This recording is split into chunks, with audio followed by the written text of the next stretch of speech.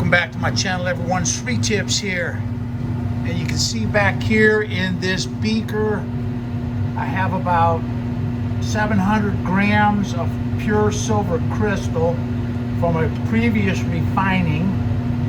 And I've dissolved most of it in hot dilute nitric acid. And this is the electrolyte for my electrolytic gold silver refining cell, my electrolytic silver cell. And you can see it's a rolling boil. All the fumes have cleared up in there, which tells me that all the nitric has been consumed, and there's still a little bit of silver left down at the bottom of that beaker. That's important, so that all the excess nitric has been consumed. Reach back here and get the jar down off the heat. I'm gonna set it down here and let it cool off so that we can filter this liquid. This is what I used to make the electrolyte. This is pure silver crystal that's been refined in my electrolytic silver cell. It's 3/9 fine or better. And I reserve some of this silver from a previous refining and use this to make my electrolyte for the next running of the electrolytic silver cell. However, you do not need to use pure silver crystal. I think I've done it before in previous videos. You can buy pure silver bars or rounds, 3/9 fine silver bars or rounds, and use them as the stock to make your electrolyte. Just dissolve them in hot dilute nitric acid, just like I've done here. Why is it important to make sure that all the excess nitric has been consumed? Because if we have any additional excess nitric in here, when we use this solution for our electrolyte in the silver cell, if it contains excess nitric, it's possible that we could get contamination down into our silver cell, because when we dissolve the impure silver shot, it could contain palladium. It probably will contain some palladium, because palladium tends to follow the cement silver. When we put the impure silver shot in the anode filter basket and start running the electric current through it, if there's excess nitric in here, then what will happen is the excess nitric will dissolve the palladium up in the anode filter and allow that palladium to leach down into the electrolyte and contaminate our pure silver crystal. This is a 2-liter sidearm filter flask, and I've got a 12.5 centimeter Buchner funnel with a filter paper in it. And the filter is a number 42 Wattman number 42 ashless filter paper, 12.5 centimeters. Using distilled water. Whenever we're working with silver in solution, gotta use distilled water.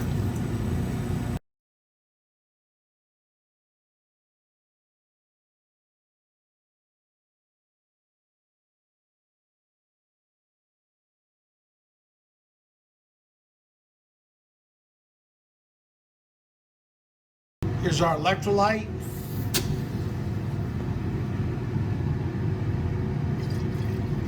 Ready to be used in the silver cell. I'll set this out of the way for right now. Got some used electrolyte from the last time I ran the silver cells. So what I'll do now is filter this used electrolyte from the last time that I ran the silver cells, and unfortunately I've allowed those cells to sit dormant for months, and the electrolyte that's in this bottle sat in that beaker since November. That's why we got some solids accumulated in it in our filter, the electrolyte, if left standing in the light, will react with the light and form solids.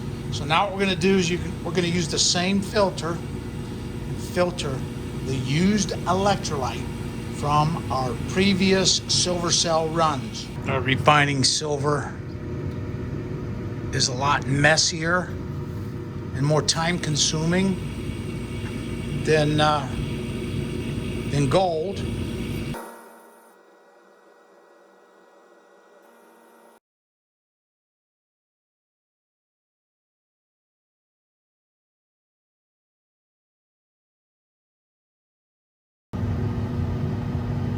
I've got about 4 liters of this used electrolyte pulled through the filter. I need 1 more liter. So we'll just set our funnel up here. Now we'll take the electrolyte over to the silver cell that we've got set up over here. I'm going to add this 4 liters of used electrolyte right into my 6-liter cell. I don't know if you can see it, but back here is the 6-liter mark. And we're going to fill this up with about 4 liters of used electrolyte.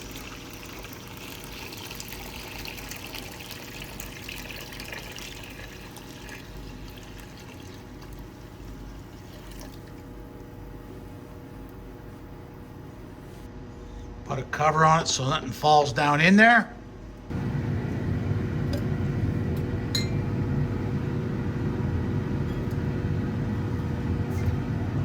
Continue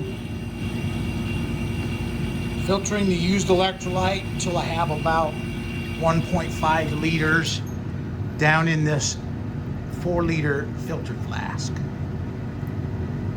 This is my silver cell anode filter basket. If you look in here, you can see that there's some pure silver crystal that formed inside this anode filter basket. If you remember from my last silver cell video, the silver crystal grew up into the anode filter basket and made contact with the anode filter and shorted the cell out. And that's what blew the fuse. If you go back and review that, I think it's back in December. But that's what this material is. It's the pure silver crystal that grew up into the anode filter basket, made contact with the filter, burned a hole in it, and made contact with the impure silver that's in the anode filter, and it caused the fuse to blow. I scrubbed these off with some tap water and a sponge. Got all the residue off of here. And then rinsed them with distilled water. Now I'm going to dry them off real good before we go out and assemble the silver cell. Got a couple more liters of used electrolyte pulled through here. So what we'll do now is take this over to the silver cell and add some more of this electrolyte.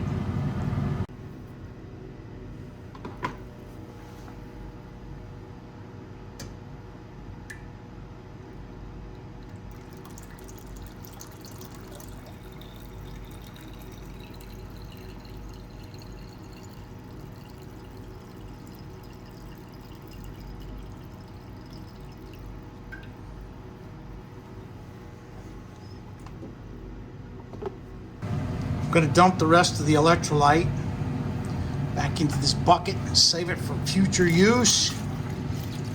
And now while I'm all set up to do this, what we'll do is got some silver solutions back here that have had all the excess nitric pulled from them.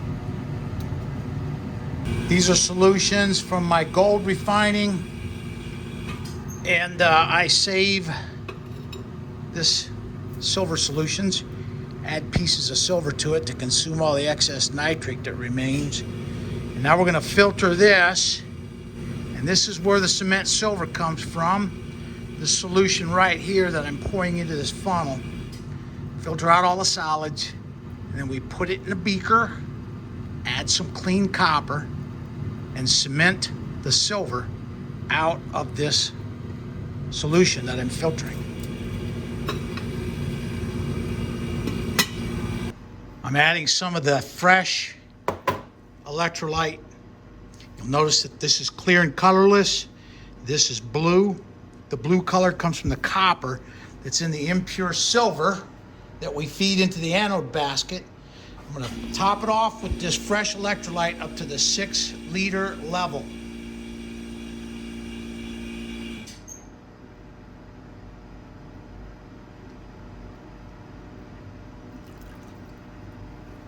I've got a little bit left in there, and we'll use this to replace any electrolyte that evaporates out of the cell as it operates.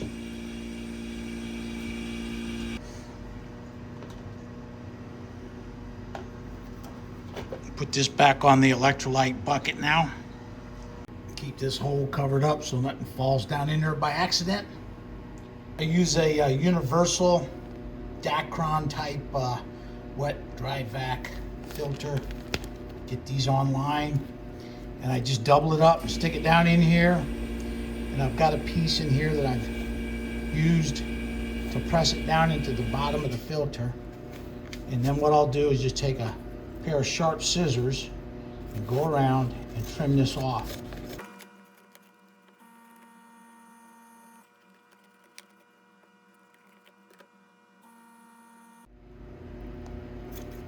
Let's get in here and stir the electrolyte up. Make sure we got a nice, consistent mixture.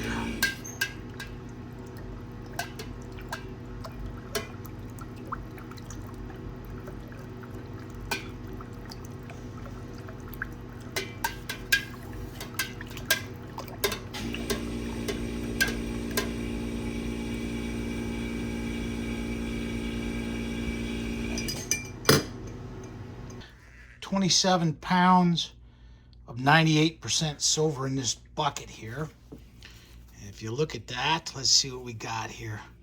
27 pounds times 453.5. That's how many grams are in a pound. We got 12,244 grams. Divide that by 31.1, because that's how many grams are in a troy ounce. That's 393.7 ounces, troy ounces. Multiply that by 0.98, because that's what this impure silver is. So we've got 385 troy ounces in this bucket right here. Multiply that by the spot price of silver, which right now is $33.30, say. All right. Times 33.3. So that's about like $13,000 worth of silver in this bucket right here. Keep this locked up.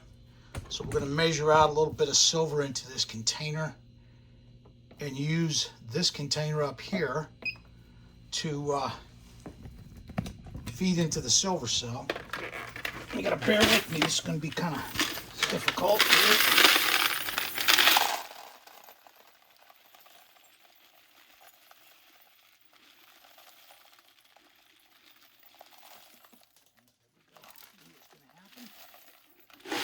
There's 2,283 grams, and we'll use that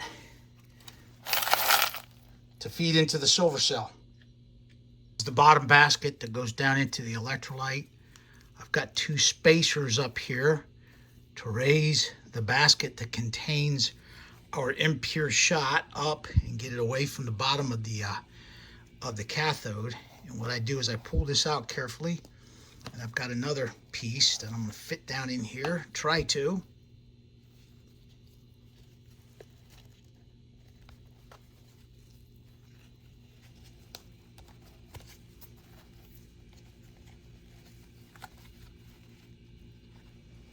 Curious to see how much this anode basket weighs when it's full of silver.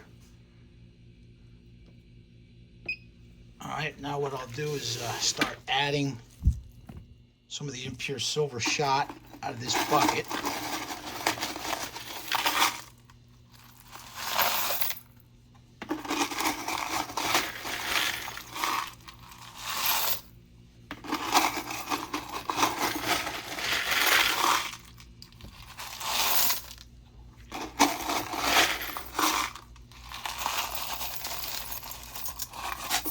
The anode filter basket full of impure silver shot up to that level. Looks like we're weighing in at 1.2 kilos of impure silver shot in the anode basket. Here's how the anode filter basket is configured. It's got some spacers here to keep the bottom of the actual filter up away from the bottom of the cathode, which is the stainless steel bowl. We're going to put this down in the electrolyte now. Got the negative side of the power supply, which is the green wire, going down here, connected to the copper strap that's held onto the stainless steel bowl, which is the cathode, by a hose clamp. Positive side of the power supply goes out to this inline fuse, and I've got a 10 amp automotive type inline fuse in this case right here. And that's the case so that if something happens and we make contact, it'll save the batch of silver and blow the fuse and won't ruin the pure silver crystal that's already formed. I have my anode electrode bar here. And what we're gonna do is connect it via this connector right here. It's just a screw piece that holds these two wires together in a copper fitting.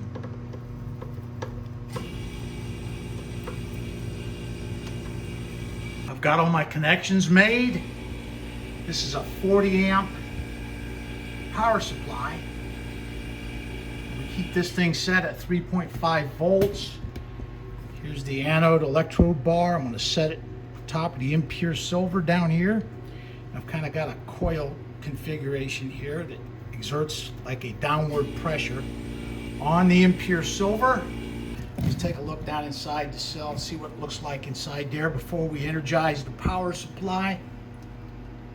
As you can see, it's just a clear blue, beautiful sky blue color. I'm energizing the power supply. We got it at 3.5 volts in constant voltage mode. Right now we're only pulling 0.2 amps. But as the electrolyte seeps into the electrode or the anode basket down there, that current flow will start increasing. There you go, it's already bumped up while we turned away.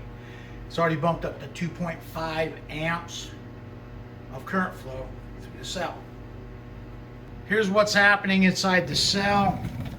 The electrolyte acts as a conductor in here. Let's just peek in here and see what we got, if anything yet. Just turned it on. And you can see those little sparkles down on the bottom of the cell. That's already pure silver crystal that's starting to form on the inside of that stainless steel cathode. The stainless steel bowl is the cathode. And the bottom of the anode basket there is submerged in that electrolyte, so it's making contact with it.